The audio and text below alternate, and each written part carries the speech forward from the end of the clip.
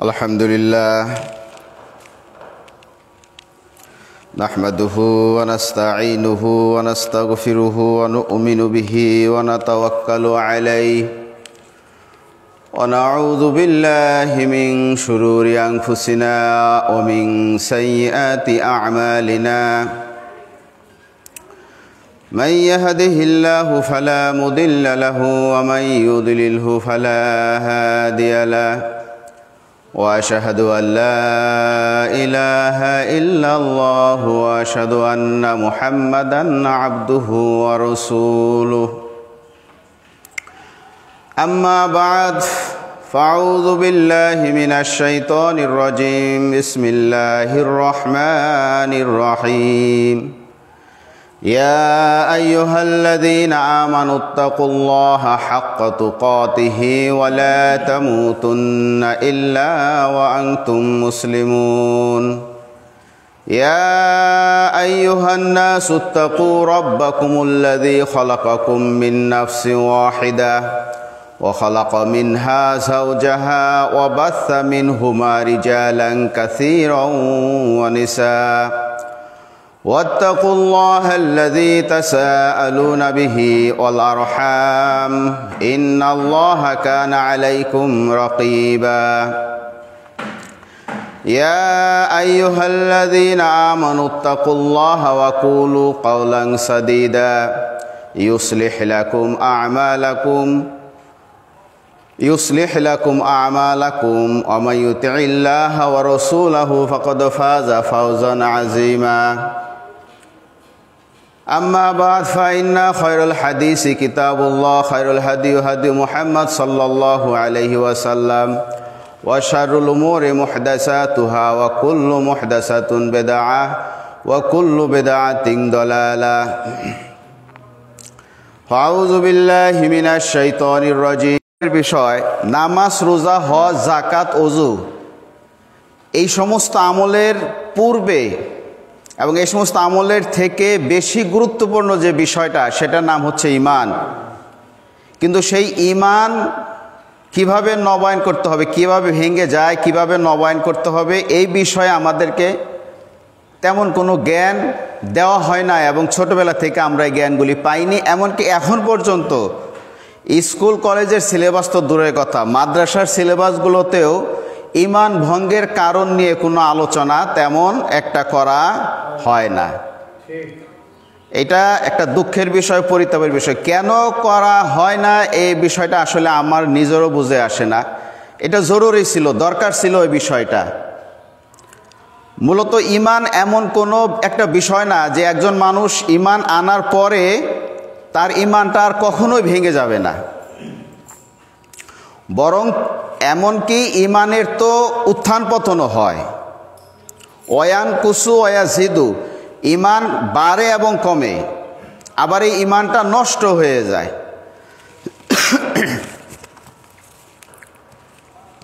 এজন্য রাসূল সাল্লাল্লাহু আলাইহি ওয়াসাল্লাম একটা হাদিসে বলেছেন যে জাদ্দিদু ঈমানাকুম, তোমাদের ঈমানকে নবায়ন করো। তো সম্মানিত উপস্থিতি, ঈমান ভঙ্গের অনেকগুলো কারণ আছে, তার ভিতরে উল্লেখযোগ্য, বিশেষভাবে উল্লেখযোগ্য 10টি কারণ ওলামায়ে কেরাম উল্লেখ করেছেন। তো আজকে আমরা সংক্ষিপ্ত আকারে এই 10টি কারণ শিখব ইনশাআল্লাহ, এবং মনে রাখার চেষ্টা করব, মুখস্থ করব এবং নিজে জানবো, অপরকে জানাবো। আজকে এখানে আমরা যারা আসছি, আমাদের পরিবার তো এখানে আসে নাই, বেশিরভাগই আসে নাই। আমরা বাসায় গিয়ে আমাদের পরিবারের সঙ্গে বিষয়গুলো শেয়ার করব, বন্ধু বান্ধবের সঙ্গে শেয়ার করব যে ঈমান তো আমরা আনছি, আবার কবে আনছি তাও তো জানি না। জন্মের পর থেকেই তো আমরা মুমিন মুসলমান, কবে ঈমান আনলাম? ঈমান কি না বুঝে আনার জিনিস? না, ঈমান বুঝে আনার জিনিস।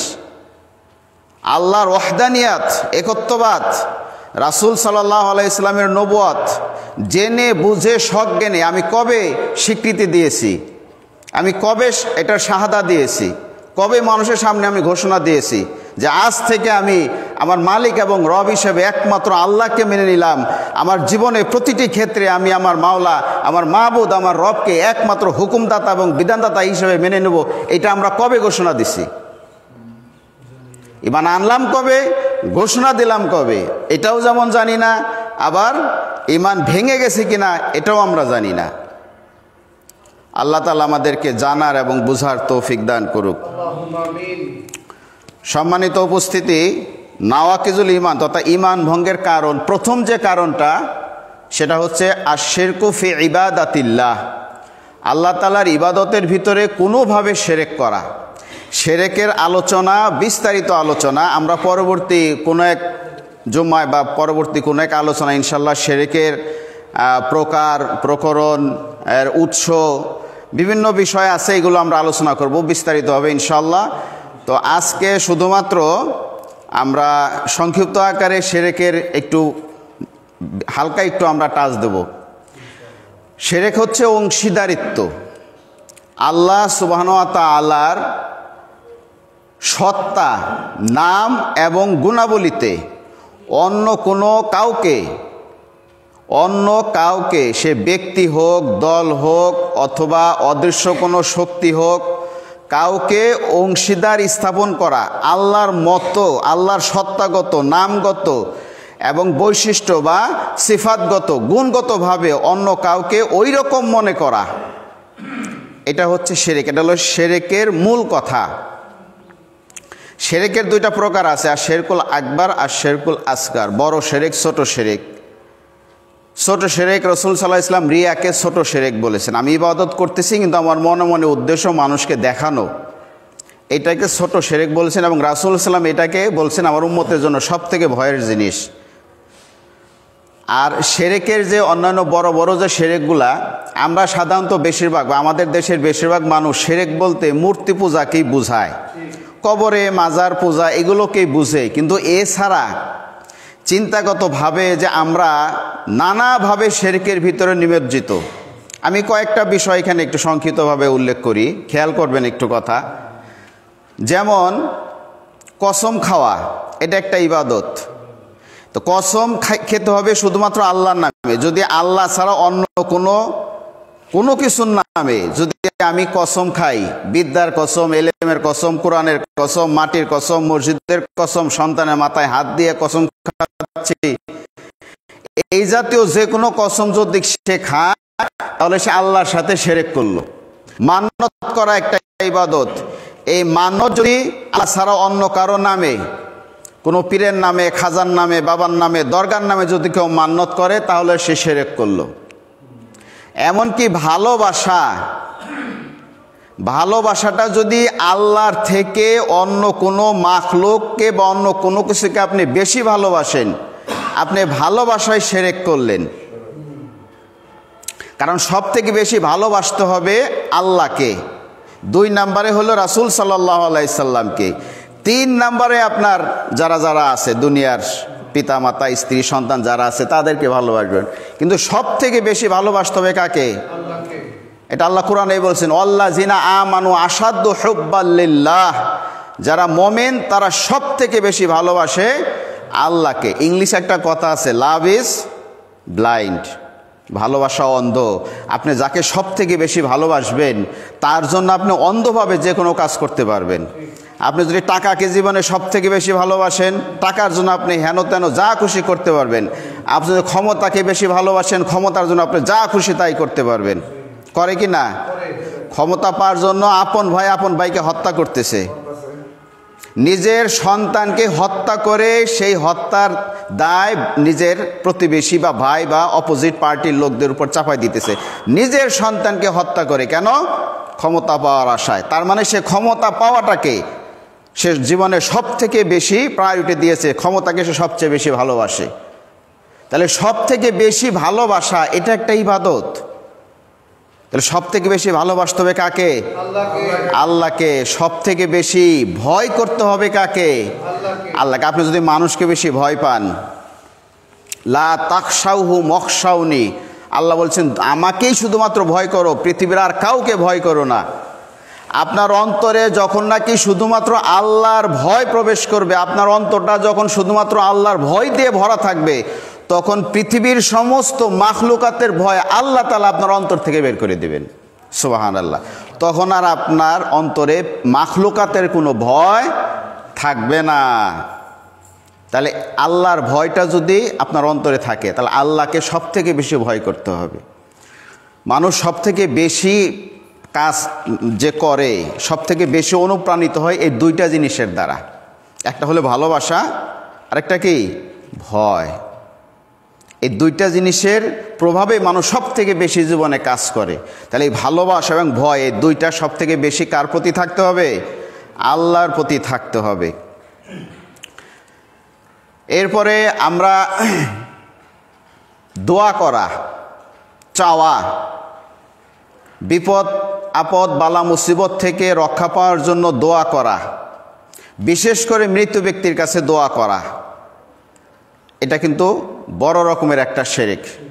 ফালা তাদউ মা আল্লাহি ইলাহান আখার। আল্লাহ কোরআনে বারবার এই বিষয়টাকে বিভিন্নভাবে বলছেন যে আল্লাহ ছাড়া আর কাউকে তুমি ডাকবে না। এই ডাকা কোন ডাকা? সাধারণ ডাকা না। এই ডাকাটা হচ্ছে কোনো কিছু থেকে বাঁচার আশায় আপনি তাকে সাহায্যকারী হিসেবে ডাকতেছেন, আপনি বিপদে পড়ছেন। আল্লাহ তাআলা আরবদের একটা বৈশিষ্ট্য কোরআনে উল্লেখ করছেন এইভাবে যে তারা যখন এই ঝড়ের ভিতরে জাহাজে সাগরে যখন পতিত হয়, তখন তারা স্থলভাগে যত দেবদেবীর পূজা করুক, তাদেরকে ডাকুক, কিন্তু যখন সাগরে এরকম সাহায্য করার কেউ নাই, এইরকম বিপদে যখন পড়ে, তখন তারা একমাত্র খালেসভাবে আল্লাহকেই ডাকে। কিন্তু তীরে আসলে আবার তখন তারা শিরক করে, অমুক দেবী আমাদেরকে বাঁচাইছে, অমুক দেবতা আমাদেরকে বাঁচাইছে। আর আমাদের দেশের অবস্থা হচ্ছে, আমরা এইরকম ঝড় বৃষ্টির দিনে সাগরে জাহাজে যদি আমরা বিপদে পতিত হই, তখন আমরা বিভিন্ন বুজুর্গ ওলিয়া আউলিয়াদের সাহায্য কামনা করি। আপনি দেখবেন আমাদের দেশে বিভিন্ন বড় বড় জাহাজ এবং ফেরির নাম কিন্তু এই বিভিন্ন ওলিয়া আউলিয়াদের নামে। শাহপরান ফেরি, শাহ আলী ফেরি, অমুক অমুক ফেরি, জাহাজের নামও এরকম। কেন? এই নামগুলো তাদের, এই জাহাজ এবং ফেরির নাম তাদের নামে দেওয়ার কারণ কি? তারা যাতে একটু খুশি হয়, খুশি হয়ে আমাদেরকে এই বিপদ থেকে আমাদেরকে রক্ষা করে। নাউজুবিল্লাহ মিন যালিক। তাহলে আমাদের শিরক ওই 1400 বছর আগে জাহিলি যুগে আরবের মুশরিকরা যে শিরকে লিপ্ত ছিল, তার থেকেও আরো জঘন্য এবং আরো কঠিন শিরক। আল্লাহ আমাদেরকে এটা বোঝার তৌফিক দিক। বিপদ আপদ বালা মুসিবত যখনই জীবনে যেটা সামনে আসুক, কাই মনোবাক্যে কার কাছে দোয়া করতে হবে? আল্লাহর কাছে দোয়া করতে হবে। এমনকি নবী মুহাম্মদ সাল্লাল্লাহু আলাইহি সাল্লামকেও বিপদে পড়ে ডাকা যাবে না। আমাদের দেশে অনেক গান এবং গজল আছে যেখানে মুহাম্মদ সাল্লাল্লাহু আলাইহি সাল্লামকে উদ্দেশ্য করে ডাকা হয়। কি একটা গান যেন আছে, মরণের আগে দিও গো দেখা হে প্রিয় রসুল, এরকম একটা গান আছে। আমার ছেলে একদিন গাছে, ছোট ছেলে, আমি বললাম যে বাবা এই গান গাওয়া যাবে না। কেন গাওয়া যাবে না? সবাই গায়, কত সুন্দর গান। বললাম না, এখানে তুমি নবীর কাছে প্রার্থনা করতেছ। বিদায় বেলায় দিও গো দেখা হে প্রিয় রসুল, মৃত্যুর সময় হে রসুল তুমি আমাকে দেখা দিও। প্রথম কথা হলো রসুলকে আপনি দোয়া করতেছেন, আর দ্বিতীয় কথা রসুলের দেখার আপনার কি দরকার? মৃত্যুর সময় আপনি দোয়া করবেন আল্লাহর কাছে, আল্লাহ তুমি আমাকে ঈমানের সাথে মৃত্যু দিও। কিন্তু কত আবেগ ঘন একটা গান এই জাতিকে শেখানো হয়েছে। লক্ষ লক্ষ বাচ্চারা এই গান গাচ্ছে, বিদায় বেলায় দিও গো দেখা হে প্রিয় রসুল। তাহলে আমাদের চিন্তা এবং চেতনাকে আল্লাহ থেকে ডাইভার্ট করে কোথায় নিয়ে যাওয়া হচ্ছে? রসুলের দিকে। এটা শিরক, এটা শয়তানের একটা ওয়াসওয়াসা। বিপদ আপদে পড়ে রসুলকে ডাকা যাবে না, কিন্তু আমাদের দেশের মানুষ ডাকে। কিন্তু এই শিক্ষা রাসূল সাল্লাল্লাহু আলাইহি ওয়াসাল্লাম দেন নাই। সাহাবায়ে কেরাম রাসূল ইসলামের ইন্তেকালের পরে বহু বছর তাদের যে যুগটা ছিল, রাসূল ইসলাম ইন্তেকাল করলেন কত হিজরিতে? 10ম 12তম হিজরি, 10ম হিজরি। আর 10ম হিজরির পর থেকে নিয়ে শুরু করে প্রায় 90 থেকে 100 হিজরি পর্যন্ত সাহাবায়ে কেরাম জীবিত ছিলেন। এই প্রায় 100 বছর সাহাবায়ে কেরামদের জীবনে বহু বালা মুসিবত আসছে, কিন্তু কোনোদিন কোনো সাহাবী রাসূল ইসলামের কবরের কাছে গেছেন এবং তার কাছে সাহায্য চাইছেন, ইয়া রাসূলুল্লাহ বিপদে পড়ে গেছি, সাহায্য করো মোদের, এরকম কোনো ইতিহাস, কোনো ঘটনা, কোনো হাদিস নাই, পাবেন না। এই শিক্ষা তাদেরকে দেওয়া হয় নাই। আবু বকর ওমর রাদিয়াল্লাহু আনহু মসজিদে নববীতে সলাতরত অবস্থায় তাদেরকে আঘাত করা হলো। হযরতে আলীকেও সেভাবে আঘাত করা হলো। এরকম অগণিত ঘটনা ঘটছে। কোনোদিন তারা রাসূলুল্লাহ সাল্লাল্লাহু আলাইহি ওয়াসাল্লামের কবরের কাছে গিয়ে, কিন্তু এখন পর্যন্ত আমরা মসজিদে নববীতে গেলে ওই রাসূলুল্লাহ সাল্লাল্লাহু আলাইহি ওয়াসাল্লামের সামনে, কবরের সামনে দাঁড়িয়ে কিন্তু দোয়া করি। তো ওইখানের যারা পুলিশ আছে তারা ওই হাজী সাহেবকে ঘুরাই দেয় যে হাজী সাহেব এদিকে না, দোয়া এদিকে না, দোয়া ওই যে ওদিকে, আল্লাহর কাছে দোয়া করতে হবে। তো এরা যখন দেশে আসে তখন বলে যে সৌদি আরবের পুলিশরাও ফাসেক, এরা নবীর সামনে একটু দোয়া করতেছি, সেই দোয়াটাও তারা করতে দেয় না। এটা কিসের জন্য? এটা আমাদের এলেমের কমতি, বুঝার ব্যর্থতা, এবং যারা আমাদেরকে বুঝাইছেন তারা এইভাবে আমাদেরকে বুঝাইছেন। আল্লাহ আমাদেরকে সঠিক বুঝ দান করুক। আমি যে আয়াতটা আপনাদের সামনে তেলাওয়াত করছি সূরা নিসার 116 নম্বর আয়াত, এই আয়াতে আল্লাহ তাআলা স্পষ্ট ঘোষণা করে দিয়েছেন, ইন্নাল্লাহা লা ইয়াগফিরু আন ইউশরাকা বিহি ওয়া ইয়াগফিরু মা দুনা যালিকা লিমান ইয়াশা। আল্লাহ তাআলা শিরকের গুনাহ ক্ষমা করবেন না, ডিক্লেয়ার। আপনি যত বড় হাজি, যত বড় গাজী, নামাজি, মুসল্লি হন না কেন, যত বড় পীর সাহেব মুরিদ হন না কেন, আপনার চিন্তা চেতনায় কথাবার্তায় যদি কোনো রকম শিরক থাকে। আর আমি ছোটবেলা থেকে বাংলাদেশে বিভিন্ন জায়গায় ঘোরাফেরা করেছি, আমি দেখেছি মানিকগঞ্জের মতো শিরক বাংলাদেশের অন্য কোনো জেলায় নাই। আমি বাংলাদেশে অনেক জায়গায় ঘোরাঘুরি করছি, লেখাপড়া সব বাহিরে করছি, সে ক্লাস 5 থেকে নিয়ে কামিল পর্যন্ত। খুলনা, বরিশাল, চট্টগ্রাম, ঢাকা, অনেক জায়গায় লেখাপড়া করছি, কিন্তু কোথাও মানিকগঞ্জের মতো এরকম শিরক আমি দেখিনি। মানিকগঞ্জের মোড়ে মোড়ে শিরক, ঘরে ঘরে শিরক, প্রত্যেকটা থানায় থানায় থানায় থানায় শিরকের আখড়া। অমুক দিন বাঁশ কাটা যাবে না, মানুষে বহুনি বেলায় বাকি দেওয়া যাবে না, হলুদ দেওয়া যাবে না, এটা লবণ দেওয়া যাবে না, এটা করা যাবে না, ওটা করা যাবে না। তারপরে ভেওরা ভাষায়, তারপরে 3 রাস্তার মোড়ে 7 রাস্তার মোড়ে ভোগ দেয়, এটা সেটা, এত শিরক মানিকগঞ্জ ছাড়া অন্য কোনো জেলায় নাই। আমার স্ত্রী তো অন্য জেলার, সে এসেও বলে যে তোমাদের অঞ্চলে এত শিরক, আমি জানতাম না। তাহলে এটা কিসের জন্য হয়েছে? এই ইসলামের প্রচার প্রসার, দাওয়াতি কাজ আমাদের মানিকগঞ্জে খুব কম। এই তাওহীদের দাওয়াত, শিরকের দাওয়াত, সুন্নাহর দাওয়াত, বেদাতের দাওয়াত আমাদেরকে বেশি বেশি দিতে হবে, ঘরে ঘরে পৌঁছে দিতে হবে, বেশি বেশি আলোচনা করতে হবে। আল্লাহ তাআলা আমাদেরকে তৌফিক দান করুক। রাসূল সাল্লাল্লাহু আলাইহি ওয়াসাল্লামের কাছে চাওয়া যাবে না কেন? কারণ রাসূল সাল্লাল্লাহু আলাইহি ওয়াসাল্লাম নিজের লাভ এবং ক্ষতি করার ক্ষমতাই তার ছিল না। সূরা আরাফের 188 নম্বর আয়াতে আল্লাহ তাআলা নবীকে দিয়ে বলেছেন, হে নবী আপনি বলে দিন, কুল লা আমলিকু নাফসি নাফআ ওয়ালা দাররা ইল্লা মা শাআল্লাহ। হে নবী আপনি বলে দিন যে আমি মুহাম্মদ সর্বশ্রেষ্ঠ নবী, আল্লাহর সবথেকে প্রিয় বান্দা হওয়া সত্ত্বেও আমি নিজের লাভ নিজে করতে পারি না, নিজের ক্ষতি থেকে নিজেকে রক্ষা করতে পারি না, সেই ক্ষমতা আমাকে দেওয়া হয় নাই। তাহলে লাভ ক্ষতির মালিক একমাত্র কে? আপনি যদি এই বিষয়টা 100% নিজের মনকে আপনি বুঝাইতে পারেন, আমার জীবনের সমস্ত লাভ ক্ষতির মালিক হচ্ছেন আল্লাহ, আপনার যে একটা প্রশান্তি পাবেন, এই প্রশান্তি কোথাও কিনতে পাওয়া যায় না, অন্য কোথাও পাবেন না। যে আমার জীবনের সমস্ত লাভ ক্ষতি, মঙ্গল অমঙ্গল, কল্যাণ অকল্যাণের মালিক একমাত্র কে? আল্লাহ। চাবো কার কাছে? দোয়া করব কার কাছে? কান্না করব কার কাছে? সব আল্লাহর কাছে। তখন আপনার মনের ভিতরে অন্যরকম একটা শক্তি এবং পাওয়ার কাজ করবে। তাহলে 1 নাম্বার হচ্ছে শিরক থেকে আমাদের শিরক জানতে হবে। কিন্তু শিরকের বেরাজাল উম্মত বেসামাল একটা বই আছে, বইটা পারলে সংগ্রহ করে পড়বেন। বাংলাদেশের রন্ধে রন্ধে যে কি পরিমাণ শিরক এই বইটার ভিতরে সুন্দরভাবে সন্নিবেশিত করা হয়েছে। শিরক আমরা জানবো, শিরক থেকে বেঁচে থাকবো। শিরকের বিস্তারিত আলোচনা, বিভিন্ন প্রকারের শিরক আছে। 2 নাম্বার যে বিষয়টা সেটা হলো উসিলা বাইনাল আবদে ওয়া রাব্বিহি, বান্দা এবং আল্লাহর মাঝখানে কাউকে উসিলা হিসেবে সাব্যস্ত করা। আমি গুনাহগার মানুষ। কিছুদিন আগে একটা ছবি দেখছিলাম ফেসবুকে, যে খ্রিস্টানদের সব থেকে বড় যে পোপ, সে উপরে শুয়ে রয়েছে, তার পাশে কিছু তার নিচের পোস্টের যে পাদ্রী, তারা হাঁটু গেড়ে বসে রয়েছে, তার পিছনে আরও কিছু মানুষ তারা হাত জোর করে দাঁড়ায় রয়েছে, তার পিছনে কিছু মানুষ তারা মাথা নিচে করে দাঁড়ায় রয়েছে। কি হচ্ছে এখানে? যিনি পোপ শুধুমাত্র তিনি আল্লাহর কাছে, মানে ওনাদের যে গড আর কি, গডের কাছে শুধু সরাসরি তিনিই দোয়া করতে পারবেন, অন্য কেউ দোয়া করতে পারবে না।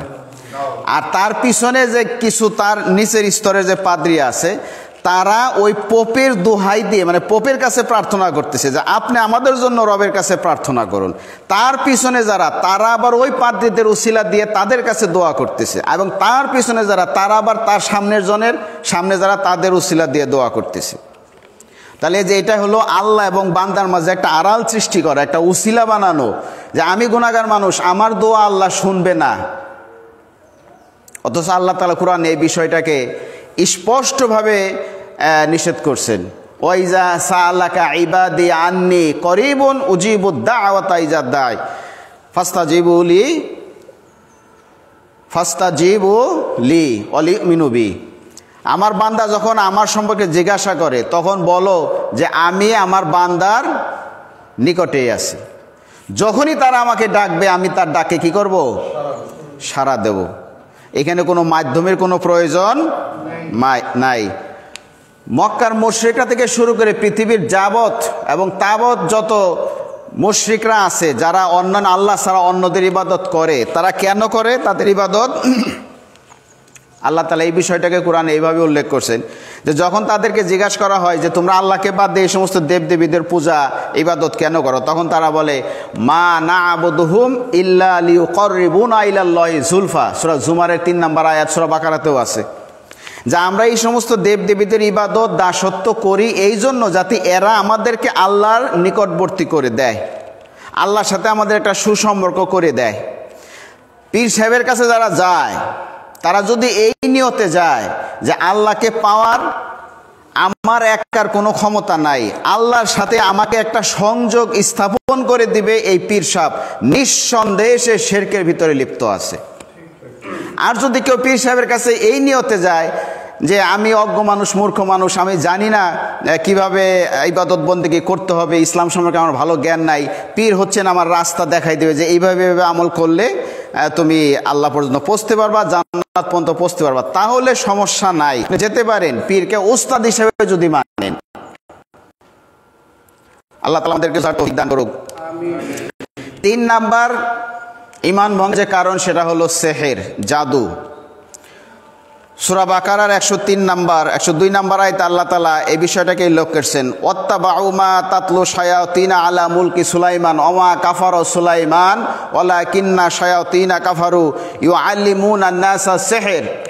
মানুষ বলাবলি করতো, শয়তানি এটা প্রচার করছিল, সুলাইমান আলাইহিস সালাম জাদুর মাধ্যমে তিনি তার রাজত্ব কায়েম করছেন, তার সিংহাসনের নিচে জাদুর বই আছে। আল্লাহ তাআলা এটাকে নিষেধ করতেছে যে না, সুলাইমান আলাইহিস সালাম কুফরি করে নাই, বরং কুফরি করছে কে? শয়তান। এবং যারা এই শয়তানের অনুসরণ করে তারাও কি কুফরি করতেছে। আর এই কুফরিটা কি? সেটা হচ্ছে সেহের, জাদু। জাদু যে শিখবে এবং যে নিজের জন্য জাদু করাবে, দুজনই কাফের হয়ে যাবে। রাসূল সাল্লাল্লাহু আলাইহি ওয়াসাল্লাম তো বটেই। ওমর রাদিয়াল্লাহু তাআলা আনহু তিনি যখন খলিফা হলেন, তিনি সমস্ত রাষ্ট্রে ফরমান জারি করছিলেন, যেখানেই জাদুকর নারী হোক পুরুষ হোক পাবে তাকে হত্যা করবে। এবং হত্যাও করা হয়েছিল, 4 থেকে 6 জন মানুষকে ওমর রাদিয়াল্লাহু আনহুর যুগে হত্যাও করা হয়েছিল। তারা কি জাদু করত। জাদুর কিন্তু কিছু কোয়ালিটি আছে। এই যে ব্ল্যাক ম্যাজিক একটা বিষয়, এটা তো জাদু, এটা তো সবাই বুঝেন। কিন্তু তাবিজ কবচ, আমাদের দেশে যে তাবিজ কবচ চলে, এটাও যে এক প্রকার জাদু, এটা কিন্তু আমরা বাঙালি জাতিরা বুঝি না। এটার অনেক কথা আছে। তাবিজের যে বইগুলো আছে, কিতাবগুলো আছে, সেই কিতাবগুলো যদি আপনি খুলেন দেখবেন, আমি নাম বলবো না, বাংলাদেশের প্রসিদ্ধ পীর সাহেব তার লিখিত তাবিজের কিতাবের বই ভিতরে এমনও তাবিজ আছে যে এই তাবিজটা যদি করেন আপনি, মানে আপনার গলায় ঝুলান, তাহলে এই উদ্দেশ্য আপনার সফল হবে। সেই তাবিজের ভিতরে কি আছে? শয়তানের নাম আছে, ইবলিস লেখা আছে, হামানের নাম আছে, ফেরাউনের নাম আছে। তাহলে আপনি শয়তানের কি করলেন? কাছে আশ্রয় চাইলেন, তার নামের উসিলা দিয়ে কিন্তু আপনি কি করলেন? তাবিজ করলেন। তাহলে এটা কি শিরকের অন্তর্ভুক্ত হবে না? নিঃসন্দেহে শিরকের অন্তর্ভুক্ত হবে। আর এই জাতীয় তাবিজ নিঃসন্দেহে শিরক। এটা রাসূল সাল্লাল্লাহু আলাইহি ওয়াসাল্লাম বারবার এই কথা উম্মতকে সাবধান করছেন। এমনকি এই জাতীয় তাবিজ শরীরে পরিহিত অবস্থায় যদি কেউ মারা যায় সে জাহান্নামী। এবং শরীরের যে কোনো প্রকার আরোগ্য লাভের জন্য, সুস্থতার জন্য যদি কেউ শরীরে তাবিজ ঝুলায়, যে কোনো তাবিজ বা যে কোনো কিছু ঝুলাইলো, রাসূল সাল্লাল্লাহু আলাইহি ওয়াসাল্লাম বলেছেন যে মান আল্লাকা শাইয়ান ফাউল্লিকা বিহি, শরীরে কোনো কিছু যে ব্যক্তি ঝুলাবে ওই ঝুলন্ত বস্তুর উপরে ওই ব্যক্তিকে সুপর্দ করে দেওয়া হবে, আল্লাহ তাআলা তার উপর থেকে নিজের জিম্মাদারি সরিয়ে নেবেন। নাউজুবিল্লাহি মিন যালিক। তা আপনি যখন তাবিজ ঝুলান, শরীরে কোনো কিছু ঝুলান, তখন আপনার বিশ্বাসটা, তাওয়াক্কুলটা, ঈমানটা ওই তাবিজের ভিতরে ঢুকে যায়, আল্লাহর উপরে তাওয়াক্কুল থাকে না। কিন্তু একটা মানুষ যখন ওষুধ খায় তখন কিন্তু তাওয়াক্কুলটা আল্লাহর উপরেই থাকে, বিসমিল্লাহ বলেই খায় যে আল্লাহ তুমি সুস্থ করে দিও, এই ওষুধের কোনো নাই, পাওয়ার নাই। কিন্তু একটা তাবিজ কে, এই যে ট্রাকের পিছনে নিচে দেখবেন সিরা স্যান্ডেল ঝুলে, হ্যাঁ, তারপরে ঝাড়ু ঝুলে, গাছের নারকেল গাছ, বিভিন্ন গাছে এই মরা গরুর চাপা ঝুলাই রাখছে, তারপরে ভাঙ্গা হাড়ি ঝুলাই রাখছে। কেন? এগুলোও শিরক, এগুলো তাবিজের অন্তর্ভুক্ত এবং জাদুর অন্তর্ভুক্ত। আল্লাহ তাআলা আমাদেরকে বোঝার তৌফিক দান করুক। এরপরে এই জাদুর ভিতরে আরও আছে আপনার জ্যোতির্বিদ্যা, রাশিচক্র, ভাগ্য গণনা, এগুলো সব কিন্তু তাবিজের ভিতরে গণ্য। এমনকি রাসূল সাল্লাম একটা হাদিসে চগলখুরি করাকে বলছেন জাদুর একটা অংশ। চগলখুরি, আপনি একজন মানুষের বদনাম আরেকজন মানুষের কাছে গিয়ে করলেন, করার দ্বারা কি হলো, ওই ব্যক্তির সাথে ওই ব্যক্তির শত্রুতা সৃষ্টি হয়ে গেল। হ্যাঁ, আমার নামে এই কথা বলছে, আসলে বলে নাই, কিন্তু আপনি লাগাই দিলেন, দুইজন ব্যক্তির মধ্যে ঝগড়া লাগিয়ে দিলেন। জাদুও কিন্তু তাই করে, স্বামী স্ত্রীর মধ্যে ঝগড়া লাগাই দেয়, স্বামী স্ত্রীর সম্পর্ক ছিন্ন হয়ে যায়। তাহলে চগলখুরির মাধ্যমে আপনি দুজন ব্যক্তির সম্পর্ক নষ্ট করে দিলেন, এটাও এক প্রকার জাদু এবং এটাও এক প্রকার শিরকি গুনাহ। আপনি দুজন ব্যক্তির ভিতরে সম্পর্ক নষ্ট করে দিলেন, কাজে এগুলো করা যাবে না। এই যে হস্তরেখা, হাতের রেখা দেখে ভাগ্য গণনা করা সম্পূর্ণ শিরক। তারপরে এই যে নিজের ব্যবসার উন্নতি, জীবনের উন্নতি, বিয়ে শাদী হয় না, বাচ্চা কাচ্চা হয় না, এই জন্য বিভিন্ন রকমের আংটি, হ্যাঁ, হাতে ধারণ করা, এগুলো সব শিরকের ভিতরে অন্তর্ভুক্ত এবং এগুলো জাদুর উপকরণ। এই সমস্ত বিষয় থেকে আমরা বেঁচে থাকবো। যদি এইগুলোর আশ্রয় কেউ গ্রহণ করে, এইগুলো কেউ গ্রহণ করে, নিঃসন্দেহে সে শিরকের ভিতরে লিপ্ত, তার ঈমান নষ্ট হয়ে যাবে। চতুর্থ নাম্বার, কোনো কাফেরকে কাফের মনে না করা। সূরা তাওবার 3 নম্বর আয়াতে আল্লাহ তাআলা বলেন, ইন্নাল্লাহা বারিউম মিনাল মুশরিকিনা ওয়া রাসূলুহু, আল্লাহ এবং তার রাসূল সাল্লাল্লাহু আলাইহি ওয়াসাল্লাম পৃথিবীর সমস্ত মুশরিক কাফেরদের থেকে সম্পর্ক ছিন্ন করছেন। আমাদেরও সম্পর্ক ছিন্ন করতে হবে। স্বাভাবিক যে সম্পর্ক, সেই সম্পর্ক থাকবে, প্রতিবেশীর সম্পর্ক হোক, ব্যবসায়িক সম্পর্ক হোক, এটা থাকবে, বন্ধুত্বের কোনো সম্পর্ক থাকবে না। আর কোনো কাফেরকে যদি আপনি কাফের মনে না করেন, যদি মনে করেন যে ও তো আল্লাহ, একজন হিন্দু বলতেছে, আরে তোমাদের আল্লাহ আর আমাদের ভগবান একই, তোমাদের আল্লাহ আমাদের গড একই, আমরাও তো সত্য কথা বলি, হ্যাঁ, সততা অনুযায়ী চলি, সব কিছু ঠিক আছে, মানুষের উপকার করি, তাহলে আমি কেন জাহান্নামে যাব? ওই যে মাদার তেরেসার নাম শুনছেন, সে যখন মারা গেল তখন সারা পৃথিবীতে এটা নিয়ে তোলপাড় হয়েছে, সে কি জান্নাতি না জাহান্নামী। এবং তার মৃত্যুর ওই পরের সপ্তাহে প্রায় সব মসজিদে মাদার তেরেসাকে নিয়ে আলোচনা হয়েছে, কারণ এই বিষয়টা তখন ছিল একেবারে মানে খুব গরম একটা আলোচনা, যে মাদার তেরেসা সারাটা জীবন মানবতার খাতিরে নিজের জীবনটাকে বিসর্জন করে দিছে। তাহলে এই ব্যক্তি কিভাবে জাহান্নামে যাবে? মনে রাখতে হবে, লা ইলাহা ইল্লাল্লাহ মুহাম্মাদুর রাসূলুল্লাহ, এই কালেমা যে পাঠ না করবে সে জীবনে যত ভালো কাজই করুক জান্নাতে যাওয়ার কোনো সুযোগ তার নাই। আপনি যদি এটার বিপরীত বিশ্বাস স্থাপন করেন, আপনার ঈমান ভেঙে যাবে। তাহলে কোনো কাফের এবং মুশরিককে যদি আপনি কাফের এবং মুশরিক এবং জাহান্নামী মনে না করেন, হ্যাঁ, আপনি ডিরেক্টলি কোনো ব্যক্তিকে কাফের মানে জাহান্নামী বলতে পারবেন না, কারণ জানা যাবে, আমরা জানি না সে মৃত্যুর আগে ঈমান নিয়ে মৃত্যুবরণ করবে কিনা। সে হিন্দু হোক, বৌদ্ধ, খ্রিস্টান, জাহান্নামী বলতে পারবেন না। আপনার আমার অজান্তেই সে ঈমান গ্রহণ করে মৃত্যুবরণ করতে পারে, কিন্তু আমভাবে প্রত্যেকটা অমুসলিম, কাফের, মুশরিক, হিন্দু, বৌদ্ধ, খ্রিস্টান, জাহান্নামী, তারা কাফের, আল্লাহ এবং রসুলের দুশমন, এই আকীদা, এই বিশ্বাস আপনাকে পোষণ করতে হবে। এর বিপরীত যদি আপনি না ওরাও তো ভালো মানুষ, মিথ্যা কথা কয় না, কত ভালো, মুসলমানের চেয়ে 1000 গুণ ভালো আমার প্রতিবেশী, আমি চিনি, ও জান্নাতে যাবে না কেন? না ভাই, আপনার ঈমান নষ্ট হয়ে গেছে। আপনি ইসলামের মৌলিক বিশ্বাস থেকে সরে গেছেন, কোরআন হাদিসের বিশ্বাস থেকে আপনি সরে গেছেন। অনেক দলিল আছে, বলার সময় নাই। 5 নম্বর যে বিষয়টা, ইসলামকে বা ইসলামের কোনো বিধানকে পূর্ণাঙ্গ মনে না করা। বিদায় হজে যে সূরাটা নাজিল হয়, সূরা মায়েদা, সূরা মায়েদার 3 নম্বর আয়াত আল্লাহ তাআলা, এটা মাঝখানের একটা অংশ, বড় একটা আয়াত, আল্লাহ তাআলা ইরশাদ করেন, আল ইয়াউমা আকমালতু লাকুম দীনাকুম ওয়া আতমামতু আলাইকুম নি'মাতি ওয়া রাদিতু লাকুমুল ইসলামা দীনা। আজকের এই দিনে আমি তোমাদের জন্য ইসলামকে পরিপূর্ণ করে দিলাম, কমপ্লিট করে দিলাম। ইসলামকে তোমাদের জন্য আমি কি দিন ইসলাম হিসেবে কবুল করে নিলাম, আমার নিয়ামতকে পরিপূর্ণ করে দিলাম। তাহলে Islam is the complete code of life. এটা কার কথা? আল্লাহর কথা। আপনি যদি বলেন যে না, সবই ঠিক আছে, কিন্তু আধুনিক বিশ্ব এই ব্যবস্থাপনায় অর্থনৈতিক বিষয়টা আসলে ইসলাম পরিপূর্ণ সমাধান দিতে পারে না, এই সমাধানটা নিতে গেলে আমাকে কার্ল মার্কসের অর্থনীতি গ্রহণ করতে হবে। একজন বড় মাপের নেতা, সে কোরআনের হাফেজ, তার সঙ্গে আমি একদিন কথা বলতেছিলাম। সে বলল, না আসলে কোরআনে আছে কিনা জানি না, তবে ইসলামে আসলে এই পর্যন্ত কোনো সমাধান দেয় নাই, অর্থনৈতিক কোনো সমাধান দেয় নাই। তার কথা, সে কোরআনের হাফেজ, মাদ্রাসার ছাত্র, আমাকে বলতেছে অর্থনৈতিক ব্যাপারে ইসলাম এই পর্যন্ত কোনো সমাধান দিতে পারে নাই। আমি বললাম, তো সমাধান কি নাই? কে দিছে? কয় কার্ল মার্কস দিছে। কার্ল মার্কসের অর্থনীতি, বর্তমান বিশ্ব ব্যবস্থার অর্থনৈতিক যে বিশ্ব ব্যবস্থা, এটা সমাধান সম্ভব। আমি বললাম, জাকাত, ফেতরা, এটা সেটা অনেক কিছু আছে, এইটা দ্বারা এই অর্থনৈতিক সমস্যার সমাধান হবে না।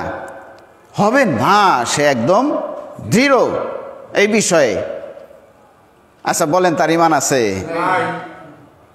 তো এইরকম কোনো একটা বিষয়ে যদি কেউ মনে করে ইসলাম খেলাফতকে ঘোষণা করেছে, ইসলামী খেলাফত, এখন যদি কেউ বলে না এই যুগে আসলে ইসলামী খেলাফত চলে না, এই যুগে চলবে ডেমোক্রেসি, আব্রাহাম লিঙ্কনের তৈরি for the people, by the people, of the people, democracy is the best এবং most and last solution of the earth. না, আপনার ঈমান শেষ, আপনার ঈমান শেষ। ডেমোক্রেসি, গণতন্ত্র, এটা সম্পূর্ণ একজন খ্রিস্টানের তৈরি, ইসলামের সাথে বহু দূরের সম্পর্ক, ইসলামের সাথে এটা সাংঘর্ষিক, ইসলামের সাথে ডেমোক্রেসি সাংঘর্ষিক, আদ্যপান্ত সাংঘর্ষিক, আকীদাগত সাংঘর্ষিক, সিস্টেমগত সাংঘর্ষিক। আপনি ডেমোক্রেসির মাধ্যমে কোনো অঞ্চলে, ভূখণ্ডে, কোনো দেশে ইসলামিক খেলাফত প্রতিষ্ঠা করতে পারবেন না কিয়ামত পর্যন্ত। এটা আপনাকে বুঝতে হবে। ইসলাম ইজ দ্য কমপ্লিট। ইসলাম যত কিছুই দিছে সব কিছু পূর্ণাঙ্গ। এটা গেল 5 নাম্বার। 6 নাম্বার, ইসলামের কোনো বিধানকে অপছন্দ করা। সূরা মুহাম্মদের 8 এবং 9 নম্বর আল্লাহ তাআলা ইরশাদ করেন, আল্লাযিনা কাফারু ফাতাআসাল্লাহুম ওয়া আদাল্লা আমালুম যালিকা বিআন্নাহুম কারিহু বিমা আনজালাল্লাহু ফাহাবিতা আমালাহুম। ইসলামের কোনো বিধি এই যুগে আসলে এই চুরি করলে হাত কাইটে ফেলা না, এটা একটা অমানবিক কাজ। জেনাবে বিচার তো ঘরে ঘরে ঘরে ঘরে ঘরে ঘরে, পরকীয়া ঘরে ঘরে ঘরে ঘরে ঘরে ঘরে, হ্যাঁ, এমনকি আলেমুল আমাদের ভিতরেও, মাদ্রাসার ছাত্রছাত্রীদের ভিতরে এগুলো ঢুকে গেছে। আপনি চোখ কান খুলেন, একটু দেখেন, ঢুকে গেছে। তো এখন এই যে, তো যদি আপনি সঙ্গে সার করেন, যদি পাথর মেরে মারেন, তাহলে বাংলাদেশের 99% মানুষকে মেরে ফেলতে হবে।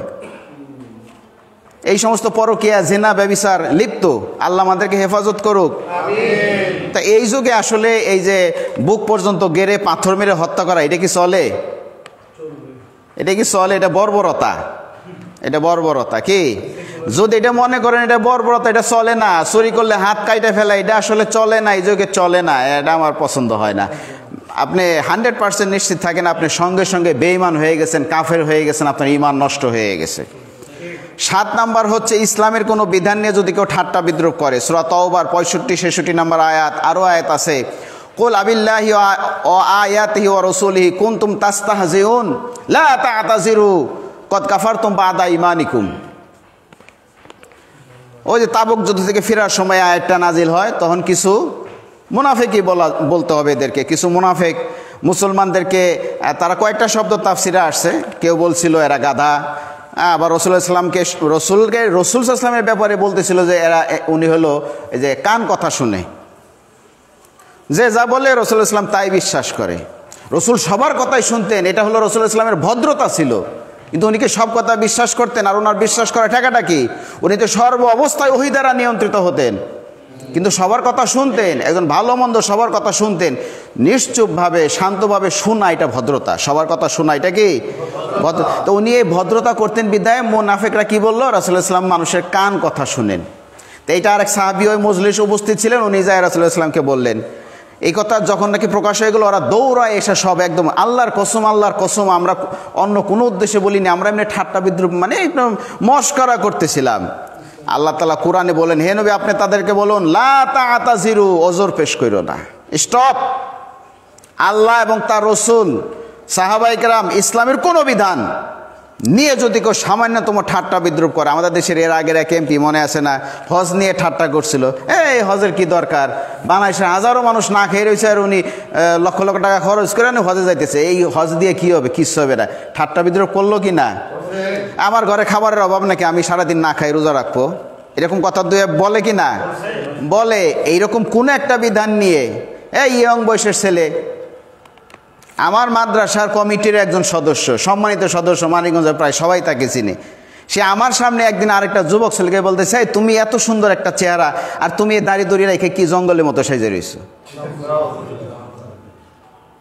তার ওই এলাকার সবাই সম্মান, তার সামনে কথা বলার সাহস কারো নাই, অথচ উনি আমার সামনে ওই ছেলেটাকে বলতেছেন, এত সুন্দর চেহারা, তুমি দাড়ি দড়ি রেখে, দাড়ি রাখার কি এটা বয়স হলো? উনি কি দাড়িকে ইনসাল্ট করলো কি না? ইসলামের কোনো ন্যূনতম কোনো বিধানকে যদি কেউ ইনসাল্ট করে, তুচ্ছ তাচ্ছিল্য করে, সঙ্গে সঙ্গে তার ঈমান নষ্ট হয়ে যাবে, সে কাফের হয়ে যাবে, তাকে ঈমান নতুন করে আনতে হবে। এটা আসলে এই কথাগুলো মুখ দিয়ে সহজে বের হয় না, এটা তার ভিতরগত একটা বিশ্বাস।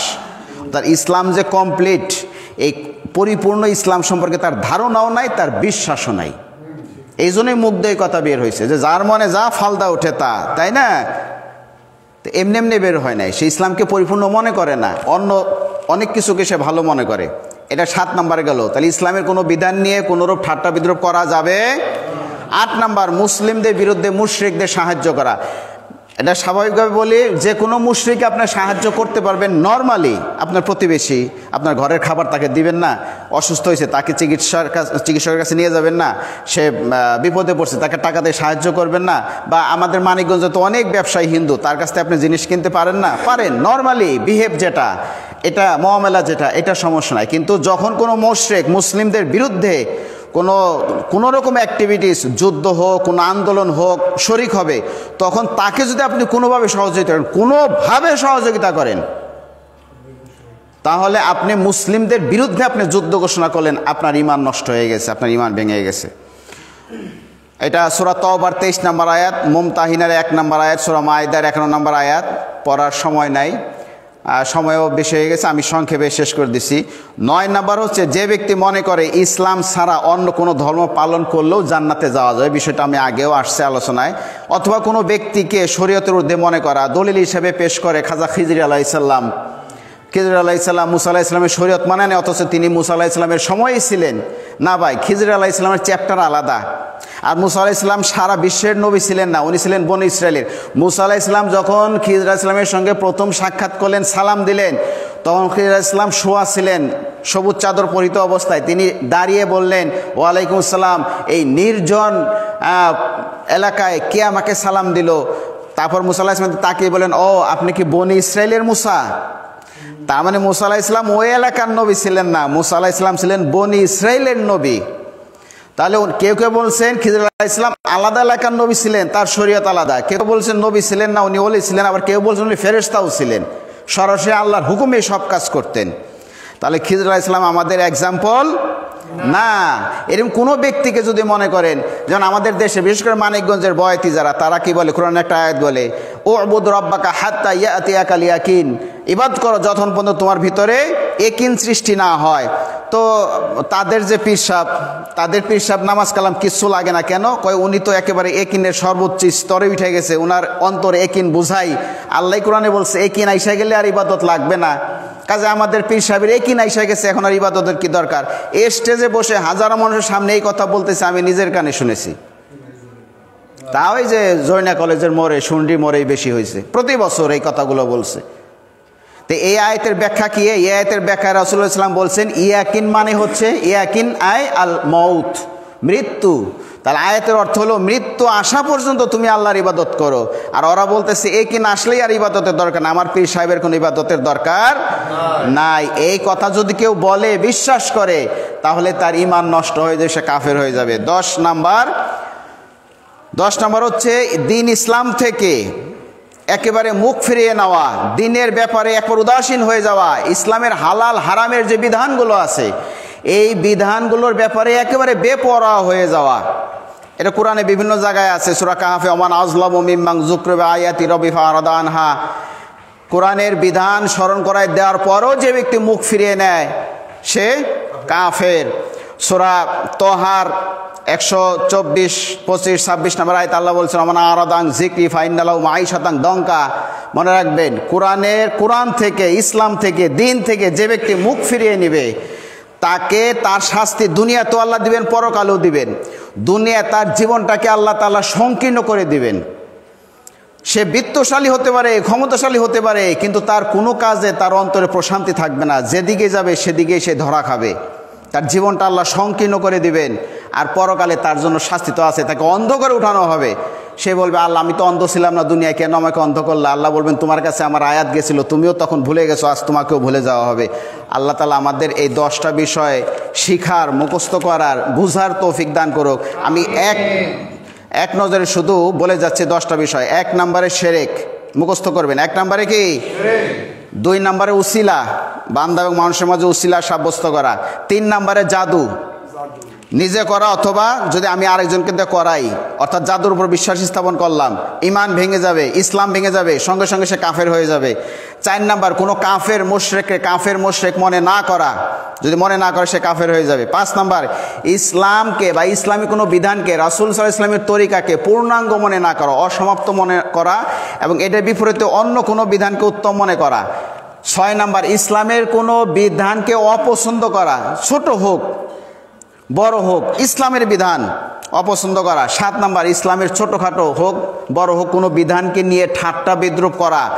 8 নাম্বার, মুসলমানদের বিরুদ্ধে মুশরিকদেরকে কোনোভাবে সাহায্য সহযোগিতা করা, বিরুদ্ধে, এমনি নর্মালি না, কিন্তু সামাজিকভাবে যে সাহায্যগুলো না, বিরুদ্ধে সাহায্য করা। সে মুসলমানদের বিরুদ্ধে কোনো যুদ্ধ ঘোষণা করছে বা এই জাতীয়, তখন তাদেরকে সাহায্য করলে আপনার ঈমান নষ্ট হয়ে যাবে।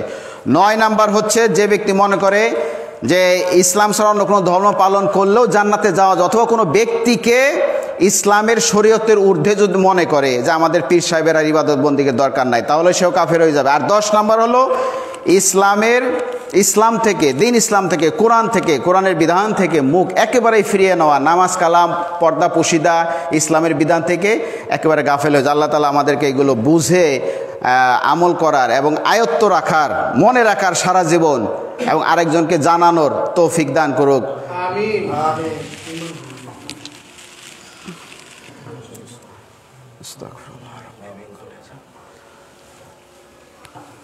আলহামদুলিল্লাহ রাব্বিল আলামিন, ওয়াসসালাতু ওয়াসসালামু আলা রাসূলিল কারীম ওয়া আলা আলিহি ওয়া সাহবিহি আজমাইন। ফাউযু বিল্লাহি মিনাশ শাইতানির রাজীম। বিসমিল্লাহির রহমানির রহিম। ইয়া আইয়ুহাল্লাযীনা আমানুত্তাকুল্লাহা হাক্কা তুকাতিহি ওয়া লা তামুতুন্না ইল্লা ওয়া আনতুম মুসলিমুন। আমরা সবাই দরুদ পড়ি। আল্লাহুম্মা সাল্লি আলা মুহাম্মাদ ওয়া আলা আলি মুহাম্মাদ কামা সাল্লাইতা আলা ইব্রাহিম ওয়া আলা আলি ইব্রাহিম ইন্নাকা হামিদুম মাজিদ। আল্লাহুম্মা বারিক আলা মুহাম্মাদ ওয়া আলা আলি মুহাম্মাদ কামা বারাকতা আলা ইব্রাহিম ওয়া আলা আলি ইব্রাহিম ইন্নাকা হামিদুম মাজিদ। ইয়া আল্লাহ, আমরা যারা আজকে এই জুম্মার সালাতে উপস্থিত হয়েছি, আমাদের সবাইকে আপনি মেহেরবানি করে ক্ষমা করে দিন। আমাদের জীবনের সকল অভাব অনটন দূর করে দিন। আমাদের ভিতরে যারা অসুস্থ আছে তাদেরকে আপনি সুস্থতা কামেলা দান করুন। আল্লাহ, আমাদের দেশকে আপনি ইসলামিক রাষ্ট্র হিসেবে কবুল করে নিন। এখনও যারা ইসলাম বুঝে না, দিন বুঝে না, আল্লাহ তোমাকে চিনে না, তাদেরকে ইসলাম বুঝার, তোমাকে চিনার তৌফিক দান করো। আল্লাহ, আমাদের প্রত্যেকের যে দায় দায়িত্ব আল্লাহ ইসলাম সম্পর্কে, দিন সম্পর্কে, সেই দায় দায়িত্ব পালন করার তৌফিক দান করো। আজীবন মৃত্যুর আগ পর্যন্ত এমন কোনো কাজ যেন আমরা না করি যে কাজের দ্বারা আমাদের ঈমান ভেঙে যায়, আমরা ঈমান হারা হয়ে কবরে যাই, সেইখান থেকে আমাদেরকে তুমি রক্ষা করো। আমাদেরকে ঈমানের সাথে মৃত্যু দিও আল্লাহ। বাংলাদেশ সহ গাজা, ফিলিস্তিন, সিরিয়া, কাশ্মীর, আজারবাইজান, উজবেকিস্তান সহ পৃথিবীর সারা সমস্ত দেশে যে সমস্ত মুসলিমরা নির্যাতিত হচ্ছে, নিষ্পেষিত হচ্ছে, ঘর নাই, বাড়ি নাই, প্রচণ্ড ঠান্ডায় জমে মারা যাইতেছে, চিকিৎসা নাই, খাবার নাই, পানি নাই, আল্লাহ তাদেরকে তুমি সাহায্য করো, তোমার পক্ষ থেকে তাদের কাছে সাহায্যকারী পাঠাও। আর এই ক্ষেত্রে আমাদের অপরাগতাকে আল্লাহ তুমি ক্ষমা করে দাও।